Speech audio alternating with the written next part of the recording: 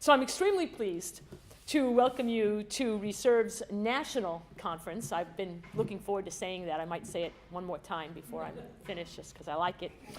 We're here today, as you all know, because of three social entrepreneurs, Jack Rosenthal, Herb Sturz, and Michael Weinstein, who had a vision to create opportunities for older adults to put their professional skills to work by filling gaps in not-for-profit and government agencies. And Herb is not with us here today, but Michael and Jack are, as you know, and you met Jack last night, for those of you who attended. But Michael, whom you'll hear from in a few moments, just stand up and wave, Michael, because I know you're here. Oh, there he is. He's here. They envisioned thousands of reservists leveraging their expertise through reserve offices located in every corner of the country. And I am certain that at some point along the way, the idea of an international ReServe crossed their minds. If not, I'm slowly going to plant it throughout the day. Well, their idea worked. You're all a testament to that. And since its founding, ReServe has placed over 3,300 reservists across 743 community agencies, providing close to 1 million hours of service. That's remarkable.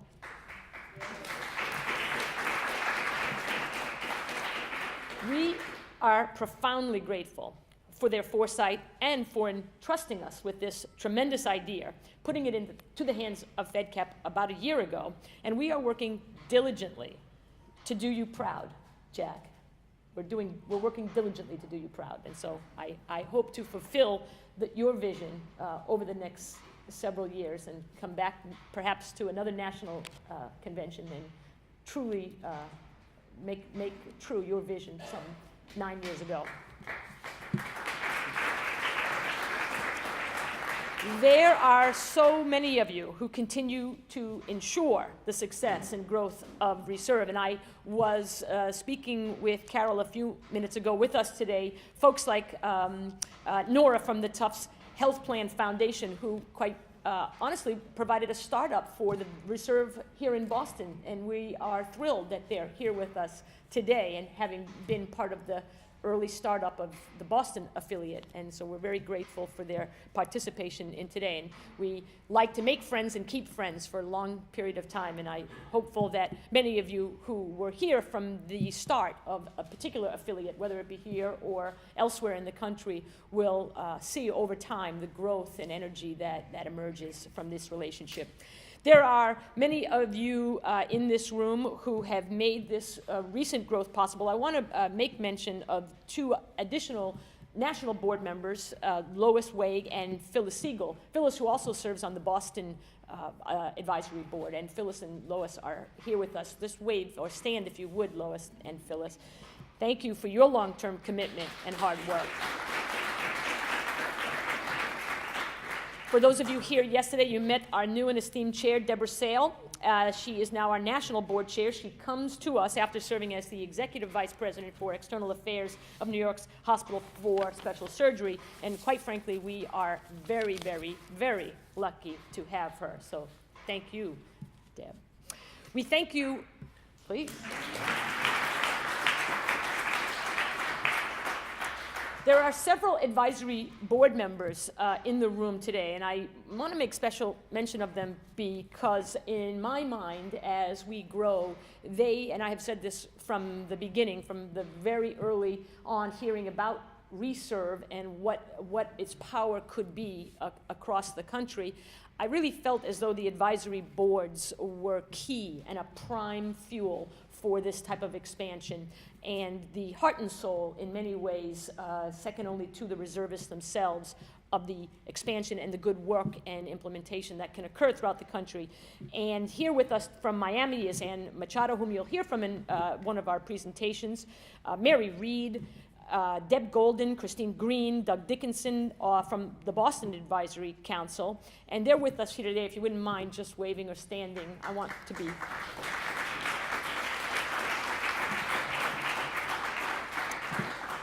There are a handful of staff that I just want to make mention of because truly a day like today hopefully will go off flawlessly. So far, so good.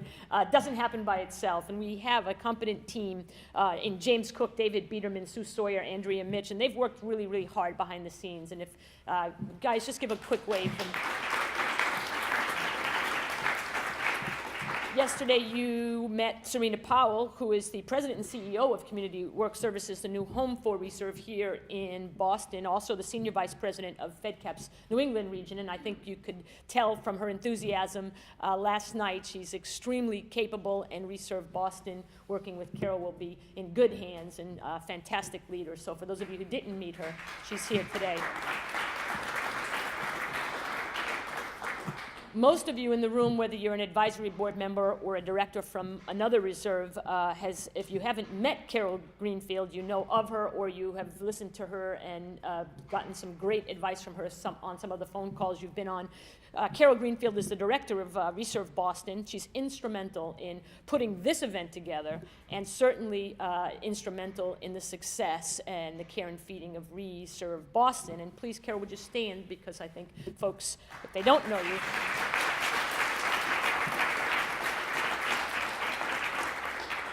Laura Trainer and the entire ReServe team in New York, many of whom are here today. One, they participated in the development of this conference, but I do believe that they have been a strong sense of leadership throughout the country in terms of providing sort of benchmarking and guidance in connection with the growth of ReServe across the nation. So if you're from the New York team, and I know you're probably working a table over there or doing something, so just give a wave from the New York team. Thanks, guys. There are a number of ReServe directors in the room. We made mention of Carol and Laura already, and I see Daisha here, who heads up the Miami. Just for optics, if everyone who is heading up a ReServe in another state, in any state, just stand up, and truly stand up this time. I don't want to wave, I want to stand in. I want to see us stand. So we have New Jersey, we have Daisha. And Laura and Carol, you should be up.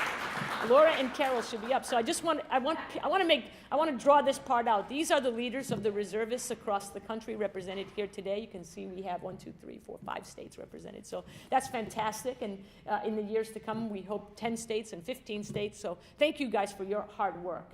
Very much appreciated. And finally, there's one person that I'm certain everyone in the room knows, and that's Lori Lutz, our Chief Strategy Officer. And she's been instrumental in just about every facet of this conference, but also in many of the efforts across the country to advance ReServe. And so you'll see her later today, but I just want to be sure everybody knows.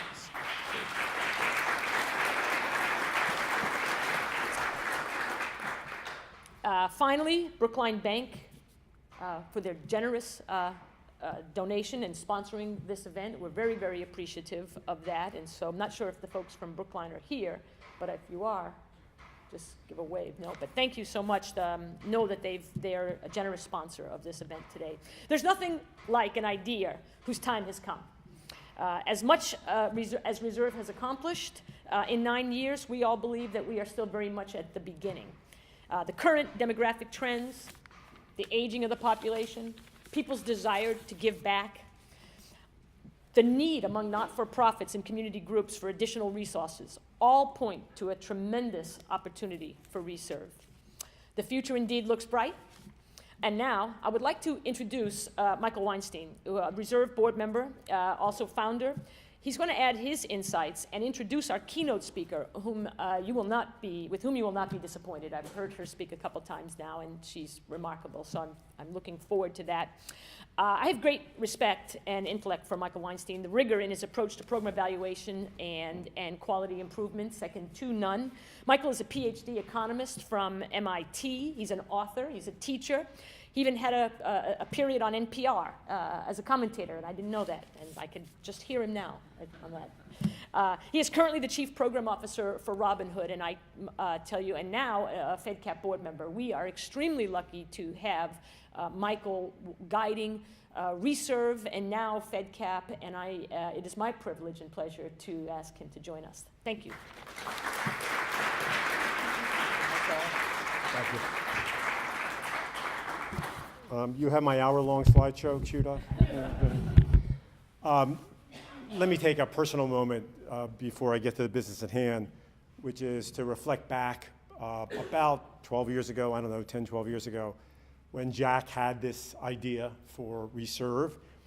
It was his idea. Herb and I were all too privileged to join in and help him start the organization some 9 years ago.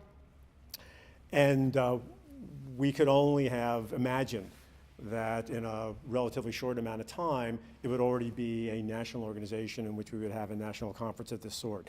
So this is a dream come true, quite a poignant moment as I think back. Now to the business at hand. Ursula Sadinger is the perfect keynote speaker for the following obvious reasons. She knows more than anybody else about aging and the process of aging, psychology of aging, the physical issues of aging. And two words leap to mind when I think of her work as I've come to view it. One is the word possibility, and the other is evidence. The possibility is a word often used by social scientists, particularly members of my tribe in economics, proving possibility theorems. We now know, for instance, that it is possible to take disadvantaged 4-year-olds, 3-year-olds, give them an enriched environment and have it have 20, 30, and 40-year consequences for their behavior and outcomes. In Ursula's case, it's the other end of that spectrum. And what she's proven, the possibility is that as we age, we become even more productive in some ways, less productive in others, but it's all in the collecting of evidence. You can't predict much from the birth date of somebody. You can predict a lot by talking to them, observing them, and interacting with them and finding out what they are and are not capable of doing.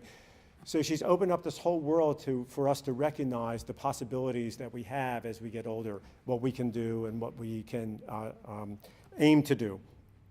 And the second part of it is that word evidence. And evidence comes in two flavors when I think of her work. There's the evidence I just talked about, observe somebody, talk to them, interact with them, find out what they can do and not do, but also evidence in her research. That is to say, she's not someone who slathers the world with more adjectives and adverbs. She contributes to the world deep research about what's going on, what can happen, and what should happen. And so I look forward to her remarks. I'd like to make one other semi-personal comment.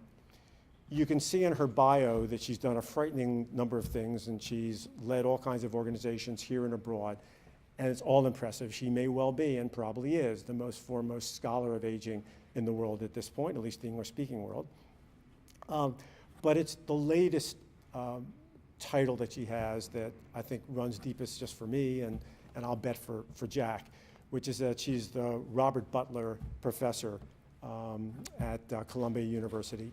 And those of us who had the privilege and the utter privilege of ever knowing Bob Butler, let alone working with him, would know what a burden she bears in carrying his name. And the point is, she's more than up to the task.